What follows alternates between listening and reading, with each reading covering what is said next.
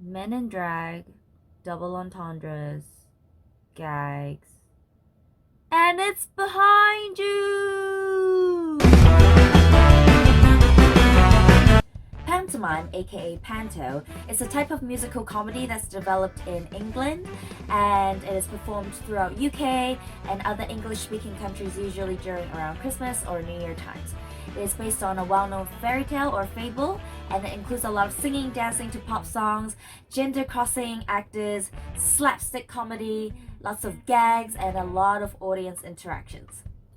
You're probably thinking, if it's a British tradition, then what does this Asian girl gotta tell us about it? Well, here in Hong Kong, the pantomimes are actually one of the most consistent and longest running English theatre production here in Hong Kong. So it's a big annual extravaganza and it's been going on every year since 1961. And a lot of families and expats come back year after year as a tradition. Me, myself personally, I have been a part of several of the productions by Hong Kong players myself as a performer and a choreographer.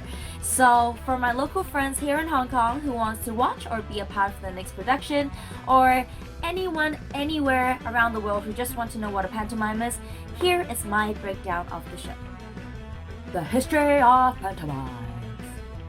So pantomimes are developed partly from a theatre art form called commedia dell'arte from Italy in the 16th century, and also with a combination of other European and English stage tradition in the 17th century, including masque, music hall, and harlequinade. So commedia dell'arte is a type of improvised comedy performed by professional actors in the streets of Italy, and eventually they moved up to France and then to UK, and because they were performed by Europeans that didn't really speak English, so the early form of pantomime was actually silent. So they performed mainly through dancing and gestures, and so that's why hence the word mime in pantomime. But now it is one of the noisiest type of theater you can attend. There are characters from commedia dell'arte and harlequinade that are still key elements to today's pantomimes. So here are some characters that are commonly seen in a pantomime from the early days that were based on harlequinade. So first we have the young lovers, of course, Harlequin and his true love Columbine. So this is based on the commedia dell'arte's the second actor and actresses who are always up here, very grand, very innocent, very youthful and light on their feet. So this is usually the prince and princesses of a pantomime. So the principal boy is traditionally played by a woman in pantomimes. Why? Because it helps to sell tickets. So back in 1800s, men didn't want to show the shape of their legs for modesty's sake, and even when they play piano, they cover the legs of the piano so you don't get to see the men's legs behind it. But back then, women were wearing corsets and shapely things while performing on stage and on the streets.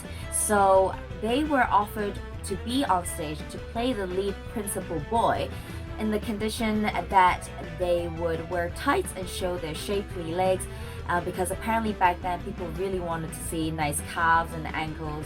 We still do, but they were offered to play that role on that condition, and apparently it really helps to sell tickets.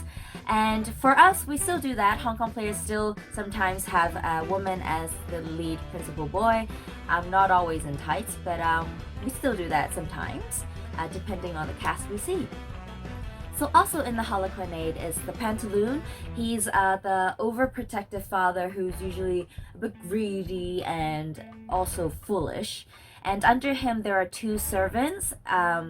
The clown, who eventually gets developed by Joseph Grimaldi into a more of a sidekick of the Harlequin character, and he becomes the more slavish, foolish character, while the Harlequin develops into a more stylized the prince and less of a classic Harlequin jester kind of character.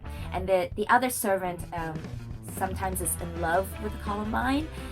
So of course nowadays there are a lot more characters in a pantomime, and the characteristics of these five harlequinade characters get shared or spread amongst more characters. So for example, the prince sometimes have a sidekick who's also in love with the princess, or the evil villain has two assistants or servants who are the henchmen. And instead of they're not servants to the father anymore, and the father might not be so greedy, he might just be a bit innocent and foolish, you know. So there are lots of characters now, and also usually we have an ensemble. For us in Hong Kong players, we have teens and children as the ensemble who dances around the main characters. But most importantly, a panto would not be a panto without the dame. So a dame is basically a man playing a woman in flamboyant costumes and makeup, and she has a larger than life comedic presence, and she is outrageous, flirtatious, a bit vain, but a very strong character. And she usually plays an older woman, maybe the mother of Aladdin, with the exception in Cinderella, she might be the stepmother as well as the ugly sister. So there might be 3 dames in Cinderella. For our one, we had 2 dames.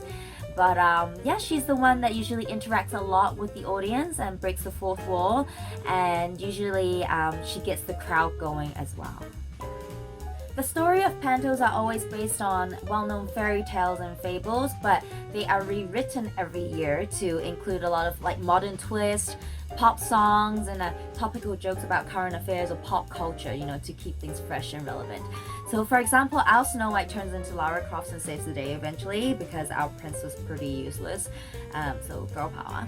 And also we make fun of, you know, parts of the fairy tale, which you already knew, but you know, but seems pretty strange today. You know, for example, like, what's with all the princess going kissing people while they're asleep? You know, that's not cool. So, you know, we make fun of all that, but it's pretty lighthearted and it's all for a good time. A very important part of pantomime is the audience participation. That's why I said it's one of the noisiest type of theater you can attend. So for example, some of the things that happen is when the villain comes out, you can boo and hiss at them, and there's a scene called It's Behind You. So when a ghost or monster appears behind the heroes, you have to tell them, you have to yell, "It's behind you," and let them know. And oh, like, it's behind me, my cat.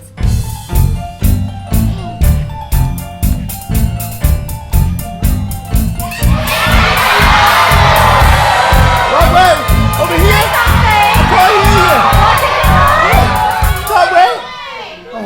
That way. Come on, everybody. Where's the wee ones gone? Oh no. That's the first time I've seen 7 pulled off at once. Gotta keep going. Snow. Oh, Snow. I'm scared, Snow. I'm very scared. Right. Please stay with me. Let's do this together. Okay. Right, Vanessa, get us out of here, please. What is it?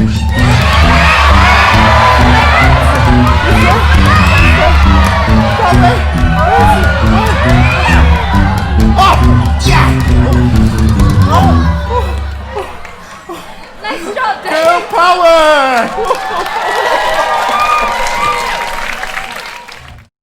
And there's usually a lot of Callin Responses with the dame. So for example, the dame might go, "Oh, I'm gorgeous, aren't I, boys and girls?" And the audience is like, "Oh, no, you're not. Oh, yes, I am. Oh, no, you're not." So that goes on for a while. And usually because pantos are done around Christmas times, there's a section called, you know, the song sheet. So we invite kids on stage to sing a Christmas song with us and the audience as well. So everyone's singing along together. And for us in Hong Kong players, we usually have a special golden ticket and we give them out at the beginning. And so some kids get to come out and get a prize from our sponsors, you know. So some other interesting conventions and traditions in a panto are the evil villain always enters from stage left and the heroes from stage right. But I mean, we kind of follow it loosely because of creative reasons. So sometimes we might have them come on the other side. But yeah, that is one of the traditions of a pantomime. There's always a panto animal. So for us, we have the panto cow. Her name's Daisy, but yeah, the panto cow. There's usually a transformational scene, like using the magic of theater. So for example, in Cinderella, it would be when she transformed and gets her dress and the carriage, and in Aladdin, that's when the genie is revealed. And I think this tradition is because of back in the day they didn't really have so much technology and pulleys and things like that. So the scene changes happen with people manually changing the set, and because if it's done manually, then it's like, whoa, you know, it's quite a big moment in the show.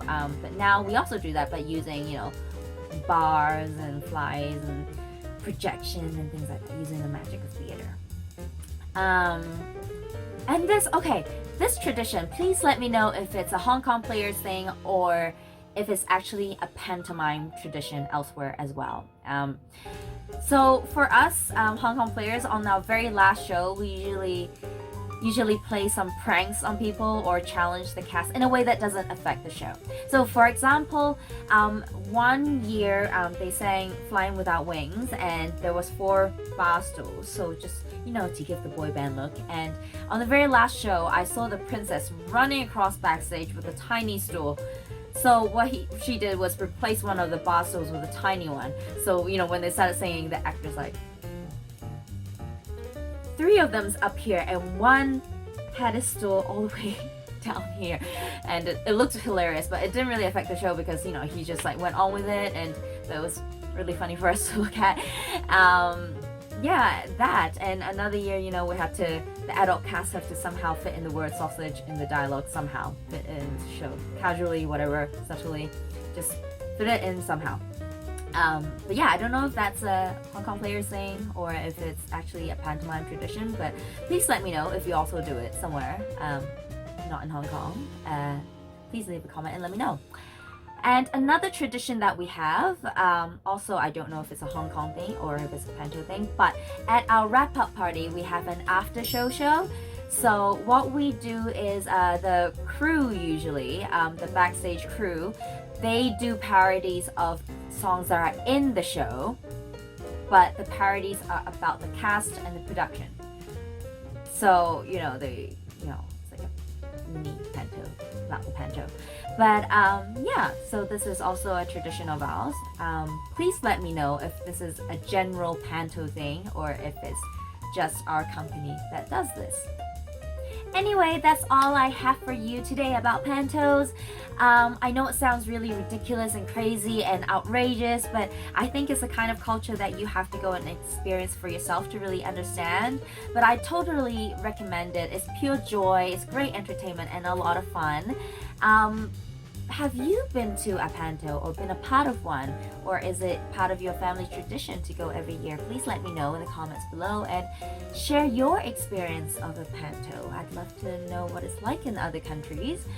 And if you'd like to see more behind the scenes of the pantos that I've done, I will link the videos after this video so you could go and take a look for yourself.